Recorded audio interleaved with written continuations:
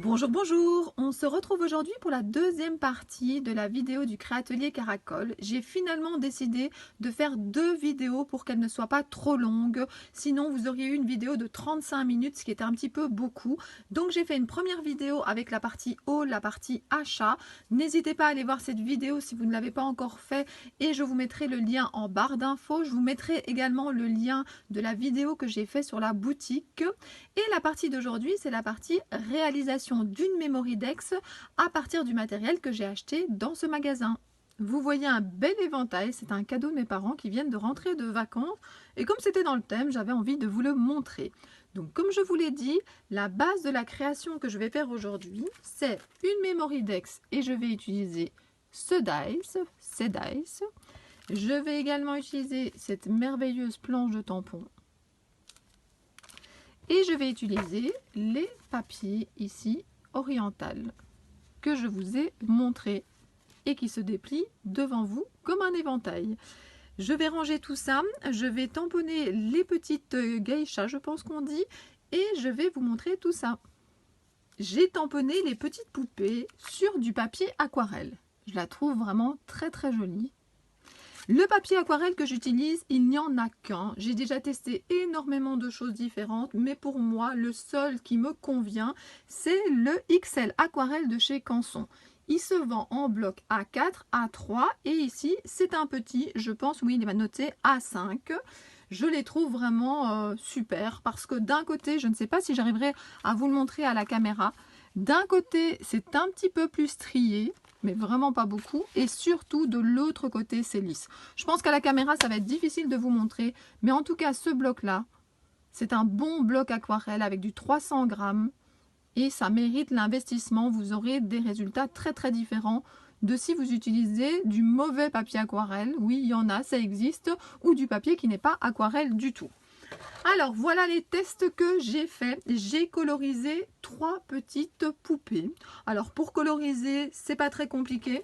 Vous prenez en fait votre encre que vous mettez par exemple sur un bloc acrylique ou bien en dessous ici, j'ai une plaque Tonic Studio que je cache avec une feuille, sinon vous auriez trop de reflets.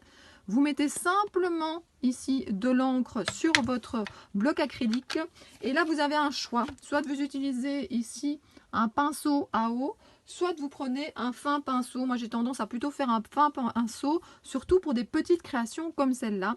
Et puis vous colorisez. Alors, je vais vous montrer, surtout, je trouvais que ce qui était utile dans ce tuto, c'était de vous montrer les combinaisons de couleurs. Parce que parfois, soit on a beaucoup de couleurs et on ne sait pas lesquelles utiliser, soit on voudrait justement investir dans des couleurs et on ne sait pas tout à fait lesquelles vont correspondre à ce que vous cherchez et surtout le rendu que ça donne réellement. Parce que oui, il y a la couleur sur la boîte, mais est-ce que c'est vraiment la même chose en vrai? Première petite poupée, c'est celle-ci. Pour celle-ci, alors d'abord je voudrais vous dire que pour le visage, j'utilise cette couleur-là. Comme ça. Et les petits de joues, j'ai rajouté un petit peu de rose. Donc regardez.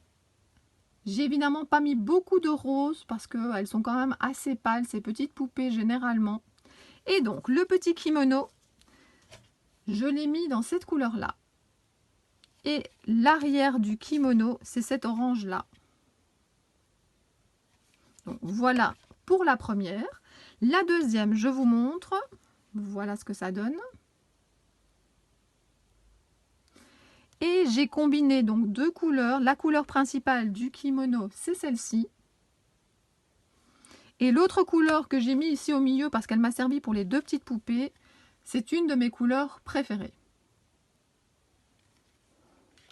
L'autre couleur préférée que j'ai aussi, c'est un rose. Alors, ça n'a rien à voir avec la vidéo, mais si vous cherchez des couleurs à acheter, je pense que celle-ci, surtout à cette période-ci de l'année, est vraiment magnifique. Et la dernière petite, la voici.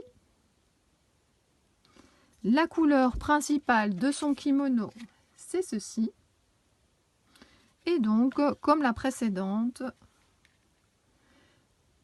c'est vraiment citron, hein. Parfois on pense que c'est du vert, mais vraiment ça tire entre le vert et le jaune. Et je trouve que c'est une très très belle couleur.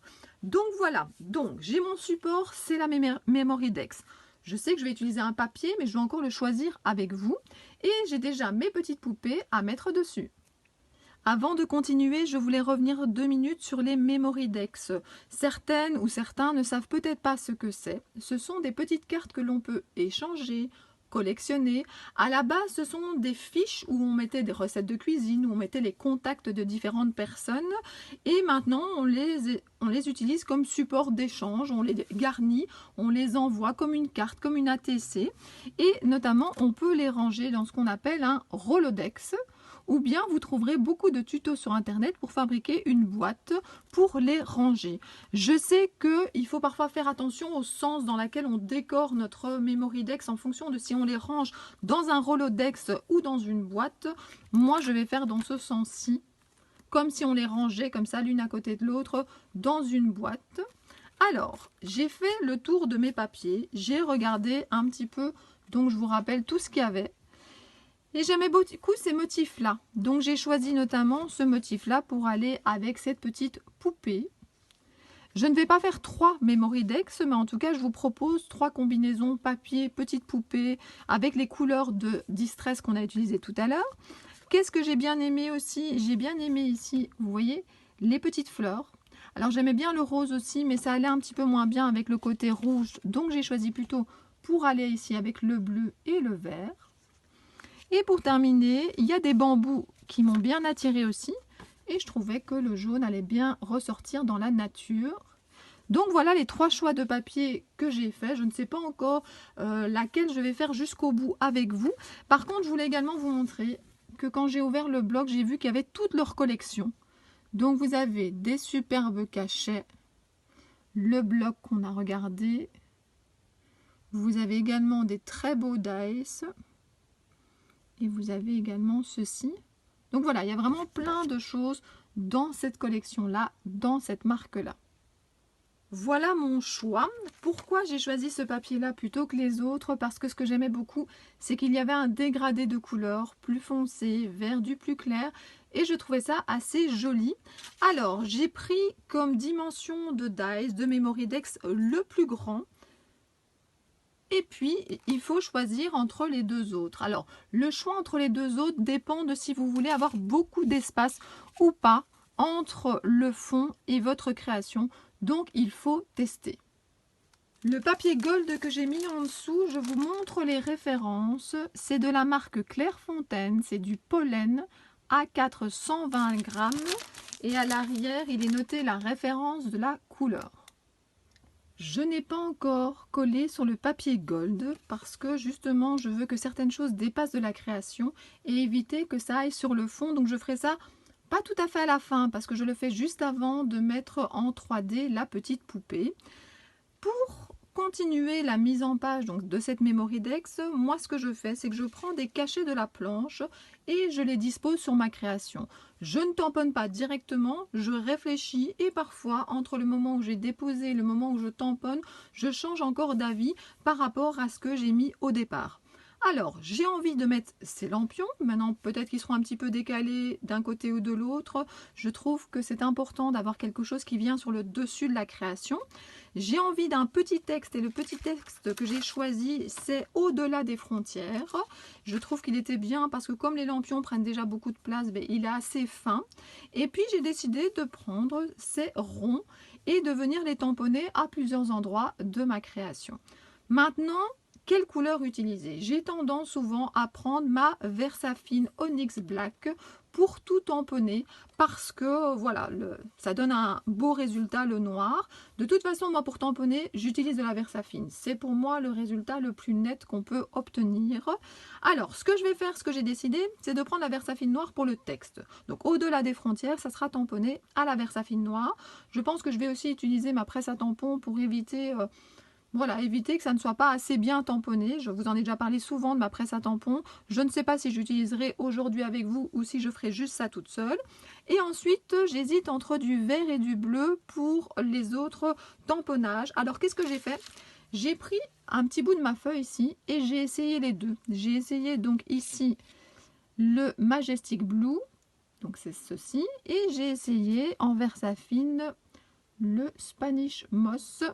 Et je pense que je vais plutôt aller vers le vert. Ça tombera bien, pourquoi? Parce que Le bleu du kimono se retrouve, c'est pas exactement le même bleu, mais en tout cas on a du bleu dans le fond. Le vert, ça sera le tamponnage et le noir des cheveux, ce sera le texte. Donc en plus, on retrouve sur notre fond toutes les couleurs de la petite poupée. J'ai installé ma presse à tampons. J'ai la presse à tampons de chez Timols, la Tonic Studio que j'ai également acheté au Créatelier Caracol. L'avantage d'une presse à tampons, c'est de pouvoir recommencer son tamponnage si jamais on l'a raté. Alors il y a plein d'autres avantages aussi. Un autre exemple, c'est quand vous avez tout bien disposé, vous pouvez après faire plusieurs tamponnages les mêmes. Moi parfois je prépare des tamponnages pour les vacances, je positionne plein de sujets sur la presse et je mets plusieurs feuilles à la suite les unes des autres. Mais aujourd'hui c'est surtout pour être sûr que j'ai bien tamponné et pouvoir repasser si ça n'est pas le cas. Alors j'enlève ma petite poupée, je l'ai juste positionnée pour bien voir ce qu'il y aurait sur ma création et choisir l'emplacement de mes lanternes. Alors j'ai déposé le cachet, je fais bien attention ici, c'est noté que ça soit noté sur clear parce qu'en fait il y a de l'autre côté il y a rubber et en fait si jamais vous mettez des tampons en mousse il faut retourner la plaque pour laisser beaucoup plus d'espace. Alors je suis sur clear, j'ai déposé, j'appuie un petit peu, il ne faut pas appuyer beaucoup. Je soulève, alors j'ai bien mis mes aimants pour faire tenir ma feuille. C'est plus facile d'habitude de mettre ça dans le coin, mais bon ici de toute façon c'est un petit peu arrondi. Et j'ai décidé de prendre cette couleur-là. Alors j'essaye de ne pas être trop devant la caméra. Je tamponne. Je mets l'encre sur les petits lampions ou les petites lanternes et j'appuie bien partout. Pas facile parce que vous êtes juste au-dessus de ma presse à tampons. Et je ressoulève. Alors, je vais regarder à mon aise le résultat, si ça me convient, s'il faut que je repasse. Je vais mettre les autres petits éléments et puis je vous montrerai ce que ça donne. J'ai bien fait de mettre une feuille de brouillon sur ma presse à tampons parce que j'ai vraiment dépassé de la création, ce qui était fait exprès. Alors, voilà ce que ça donne, mon papier de fond. J'ai finalement rajouté quelques lanternes, sinon c'était trop statique. Et puis j'aime bien avoir des parties d'objets qui dépassent de ma création. Et j'ai rajouté des deux côtés ici mes boules, on va les appeler comme ça, mes ronds. Et j'ai fait au-delà des frontières. J'ai hésité de mettre au-delà des frontières sur une étiquette. Et puis finalement je vais le mettre ici donc en noir. Et je vais l'entourer de petites choses qui vont le mettre en évidence. Donc voilà, maintenant, qu'est-ce que je vais faire? Je vais coller ceci sur le fond.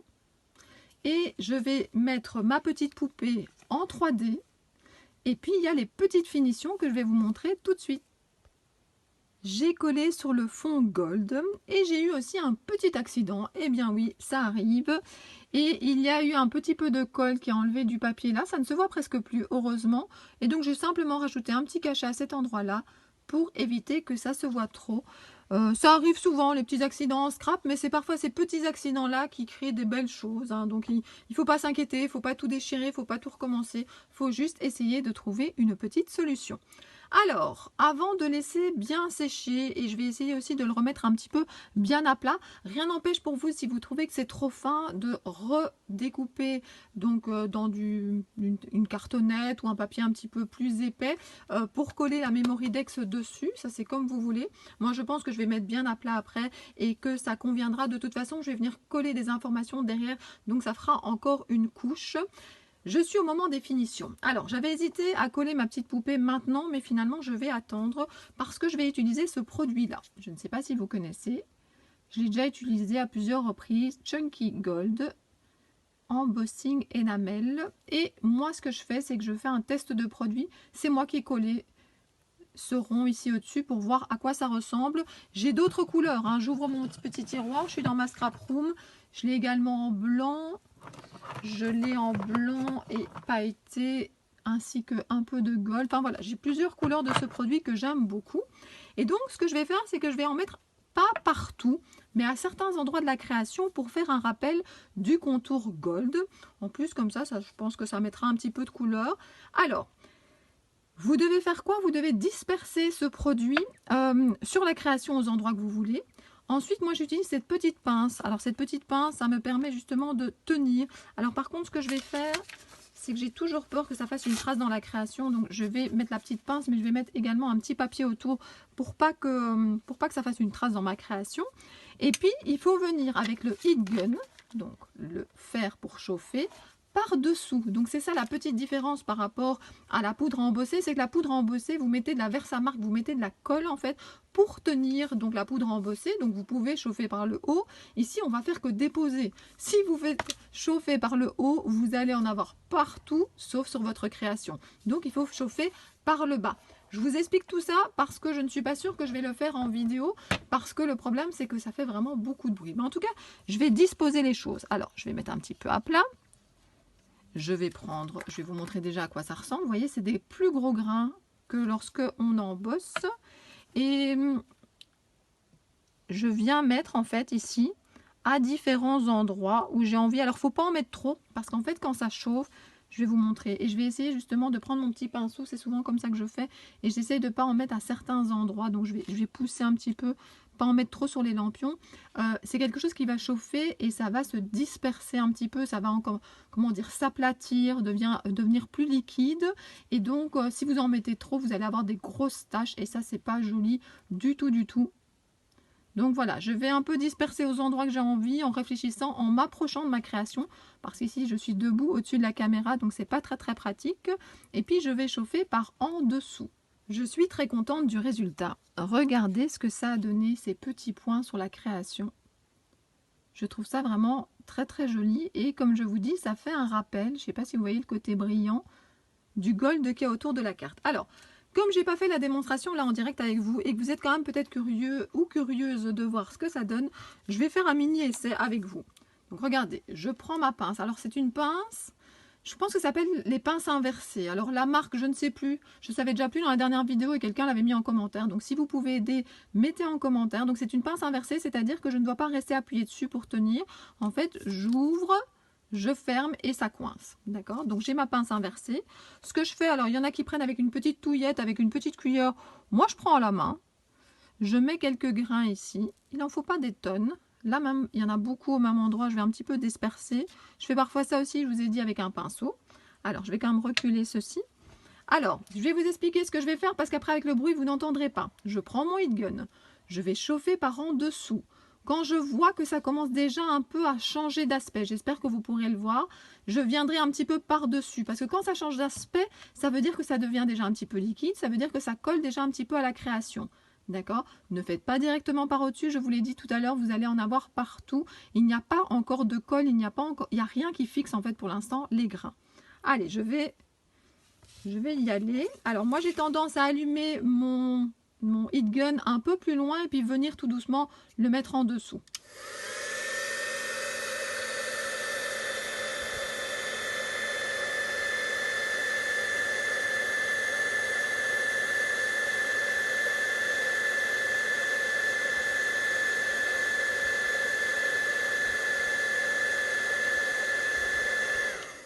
Cela n'a même pas été nécessaire de venir par-dessus parce que le papier était assez fin. Et donc regardez, maintenant je peux le retourner, hein. Ça colle, ça fait des petits points. Alors, s'il n'y a qu'un grain, ça fait vraiment un tout petit point. S'il y en avait plusieurs au même endroit, ben, le liquide se rassemble. Donc c'est à vous de voir l'effet que vous voulez donner. Alors, je vais refermer mon pot pour ne pas tout renverser. Je vais vous remontrer le nom du produit. Et c'est un produit que vous pouvez également trouver au Créatelier Caracol.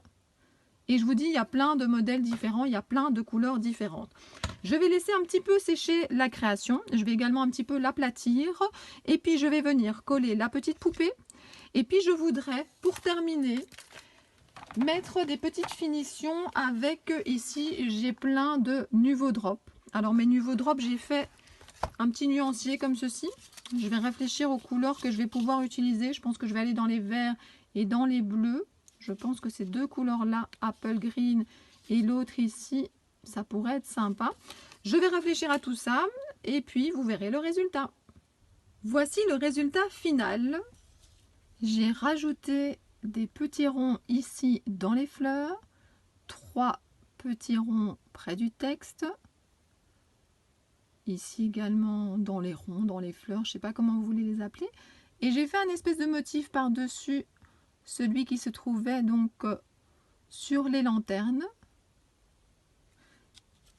Donc, je vais vous la remontrer en entier comme ceci. Je mettrai de toute façon une photo à la fin de la vidéo parce que la luminosité n'est pas toujours mon ami et c'est mieux de faire une photo à la fin. Comme ça, vous avez vraiment le résultat final. Alors, je vous remonte les couleurs ici en Nuvo Drop que j'ai utilisé, le Apple Green. Et j'ai également utilisé celui-là. J'espère que vous avez aimé cette création, j'espère que vous avez aimé cette vidéo. N'oubliez pas d'aller faire un petit tour sur le Facebook de Joël du Créatelier Caracol. Vous allez y retrouver plein de nouveautés. N'hésitez pas à aller lui parler en message privé, à lui demander des informations, comment ça se passe pour les commandes. Vous allez voir, c'est une caverne d'Alibaba. Si vous avez la possibilité d'aller en vrai à Liège, c'est encore le mieux. J'entends régulièrement que des scrap copines qui habitent en France ou bien très loin de Liège font un petit détour par le magasin Créatelier Caracol et qu'elles ne sont pas déçues. Je vais vous remettre la vidéo de toute façon en barre d'infos où vous verrez le type de magasin que c'est. N'oubliez pas aussi de venir faire un petit tour aux ateliers, vous rencontrerez des personnes très sympathiques, vous apprendrez plein de choses dans une super ambiance. Et bien moi je vous dis à très bientôt pour d'autres vidéos. Bisous bisous.